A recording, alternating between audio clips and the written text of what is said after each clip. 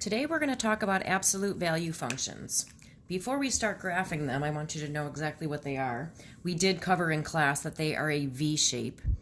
They're two linear pieces. So absolute value functions are just two pieces of linear functions. So we have a straight line. When graphing absolute value functions, you can use a graphing calculator. And if you don't, I'm going to show you what it looks like on mine. And you should be able to see patterns, so you won't have to use a calculator. Make sure to center your table. You always want the vertex to be in the center of your table. And what I mean by vertex is your turning point. So I'm going to point out turning point. And I'm going to do it with my calculator for the first few. And then I'm going to show us how to do it without. So, to graph each absolute value function, I'm going to go to my calculator. I'm going to go to y equals just so I get an idea of it. And I'm going to type in absolute value of x. Absolute value is math. Go over to numbers and hit enter. I'm going to put in x. I'm going to hit zoom 6 just so you can see what it should look like. And there's my table and my graph. Looks like the center's right in the middle. So I'm going to move my table. Let me go over to here. Go to my table. And I'm going to move it to see if 0, 0 is in the middle. And if you look, 0, 0 is right in the center, and I have matching numbers top and bottom on each side. I'm going to point out, I'm using a calculator now, but eventually we won't have to. So we've got 0, 0, and if I follow my points, I've got 1, 1, 2, 2, 3, 3, and it keeps going, 4, 4, and so on. So now I'm going to graph the other side. So if you follow along, I have negative 1, 1, negative 2, 2, negative 3, 3, and so on. And I'm just going to use the edge of something straight to connect my points. A couple of things I want you to notice. Our vertex was right in the center, 0, 0. And notice that we went up 1 over 1 each time. There was no number in the front. Up 1 over 1, and then the same thing on the other side, up 1 over 1.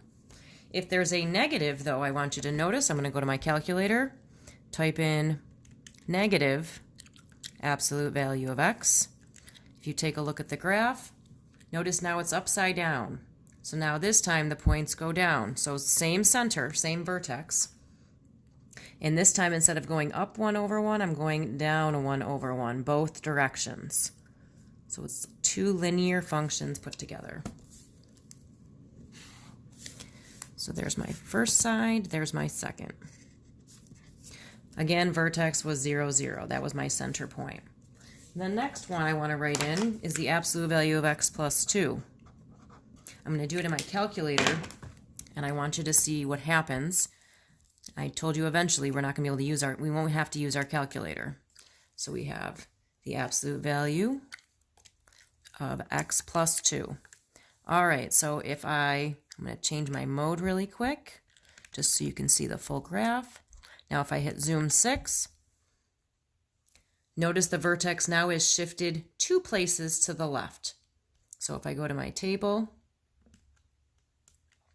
you will see that I move my table a little bit, right in the center, negative 2, 0. So negative 2, 0 is the point that is the vertex. So negative 2, 0. And if you looked at my table, notice that from negative 2, 0, it goes negative 1, 1, 0, 2, and so on. Notice it's same pattern, up 1 over 1. On the other side, up 1 over 1. Let me connect and talk about this for a minute.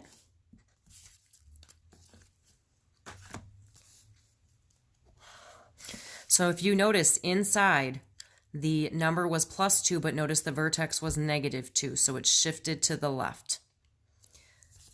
Next one, y equals x minus 2. What do you think is going to happen to that? I go to my calculator, go to y equals and change that plus to a minus. If you look at my graph, now it's moved 2 places to the right. So this minus makes it move to the right. So I don't even need my table anymore. I'm going to start with 0 or 2, 0. That's my vertex. And I just need to go up 1 over 1. The reason why now It's up 1 over 1 as there is no number in front of the x. So now I'm going to connect the points. And I have my graph. So to summarize, so far, when there's no number in front of the x, you're just going up 1 over 1. If it's positive, you're going up. If there's a negative in the front, we're going down. If inside you have a plus a number, you are shifting to the left. If you are subtracting inside the absolute value, you're going to the right. So let's try another one. Got 4 more. Now I'm going to give you this one. We have absolute value of x plus 3. Notice the plus 3 is at the end. I'll use my calculator again. If I go to y equals, and again, hopefully after this you won't need to depend on a calculator. If I type that in and hit zoom 6, notice now it was shifted up. And guess how many units? 3 units. So now there's no number in the front, so I'm going to start with 0, 3. There's my vertex. Same pattern, go up 1 over 1 in both directions. So there's your absolute value of x plus 3. Next, just trying to give you all different varieties. What if we do absolute value of x minus 3? Can you guess what's going to happen? Instead of going up 3, you probably can guess, it is now moved down 3. So our vertex is at 0, negative 3. And we're going up 1 over 1 because, again, there's no number in front of the x. So I'll get my marker out of the way. Connect the points.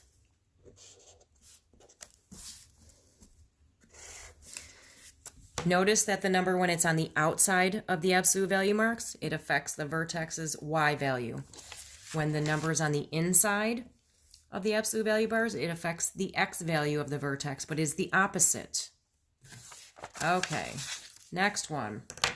Y equals absolute value of 2 absolute value of x. Notice the number is now on the outside. So if I look at my calculator, just to get an idea, 2 absolute value of x. You notice vertex is in the center. There's no number inside with the absolute value or on the outside. But because the 2 is on the outside, it's like a slope of 2. So it gets steeper. It gets narrower. So it's still the same vertex of 0, 0. But instead of going up 1 over 1, we're going to go up 2 over 1. So up 2 over 1, up 2 over 1, both directions. So up 2 over 1. If it was negative 2, then you would be going down 2 over 1 in both directions. All right, last graph. I'm going to write in y equals 1/2 x. So you probably can guess. This one here, there's no number inside or outside. Same thing here, so our vertex is going to be in the center again at 0, 0. Because there was a 2 in the front, we went up 2 over 1 in both directions. Because there's a 1/2, we're going to go up 1 over 2 in both directions. That's our slope still. So up 1 over 2 in both directions. So that makes it wider. So the number being multiplied in the front, that is determining your slope and if it's wide or narrow. So to summarize what just happened, if we have an absolute value function, if you are subtracting inside, I'm going to flip it over for a minute. When we subtracted inside, we shifted to the right. When we added inside, we shifted to the left. So our summary, when you're subtracting, you're shifting to the right. When you're adding inside, you're shifting to the left. It's the opposite of what you would think. If you have numbers on the outside, like these top 2 examples, when you're adding on the outside, it went up. When you're subtracting, it goes down. So minus means it's going down. Plus at the end means it's going up. These K's and H's are numbers. If you had a negative, remember what happened in the front. When we had a negative in front of your function, our graph flipped upside down. So when you have a negative, it reflects over the x-axis. Just flips upside down. If you have a number in the front that was greater than 1, that was like this example, that makes the function narrower. And last part, if you have a number in the front and it's between 0 and 1, so it's a fraction like this, it makes the function wider. And that's absolute value functions.